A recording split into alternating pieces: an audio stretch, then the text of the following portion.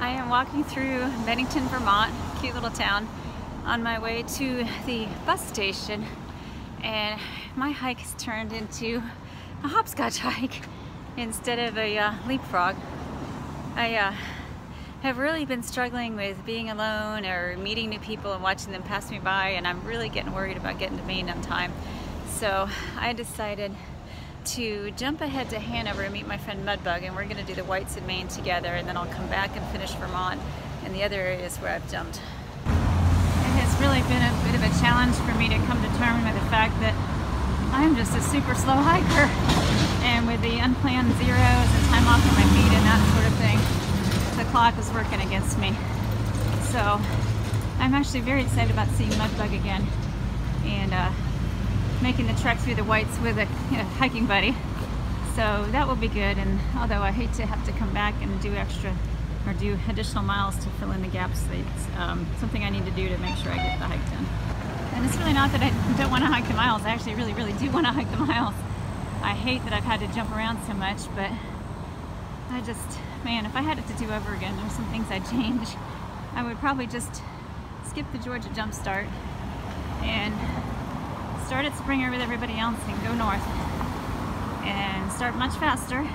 I'd make sure that I had 10 to 12 mile days the first week or so, and then work up to 15 and even 20 if my body would support it. And I think that would get me there a lot faster. And I think I would also be more sensitive to the number of zeros that I've taken. Ooh, I've got some time before the bus comes. I'm going to sit right here at this Veterans Memorial and just chill. Yeah, so I had kind of initially planned that I'd be taking 1 0 a week, and probably don't need that many. If I were to start over, I might do a Nero every few days and resupply, and then maybe a 0 every 10 days or so. That would allow me to save up some days for contingency time.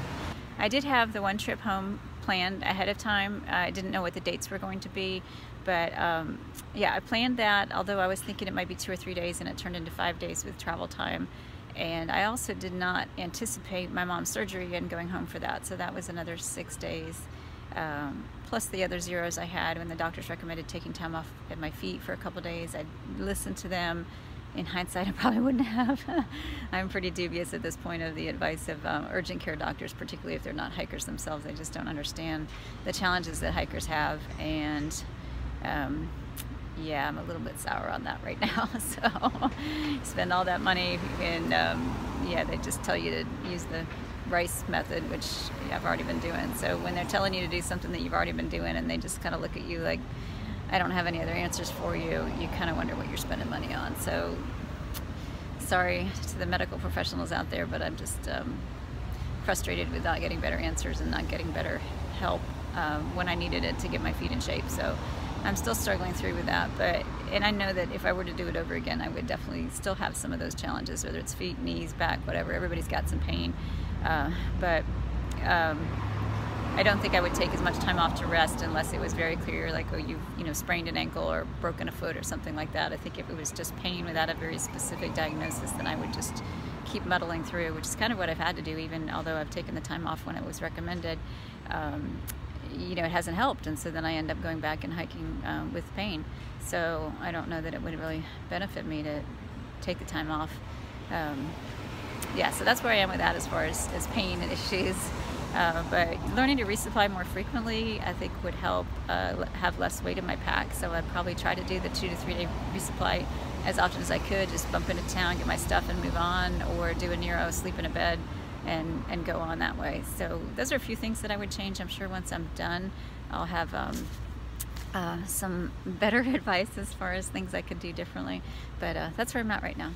I am on the second leg of my journey to Hanover now. I spent the night here in Manchester Center after picking up my packages. I stayed at Jen's place, which is a private home. Sorry, my hair is wet mess, but hopefully it'll dry and look good. Anyway, I stayed at Jen's house, and she's awesome. She opens up her home to hikers for $35 a night, and extra $5 if you need a shuttle. So she dropped me off this morning here at the town offices, and I'm waiting for my bus to come, which will take me to Rutland. That's leg 2, and then leg 3 will be a different bus that takes me from Rutland to Hanover, and that's where I will get to spend the afternoon and meet up with Mudbug, and then we'll keep hiking north. So I told Jen I'll call her when I come back after I finish Katahdin and do Vermont going south, but it did occur to me if I don't do it pretty darn quick, I might be hiking through frozen mud, so I gotta get my move on and get this hiking done.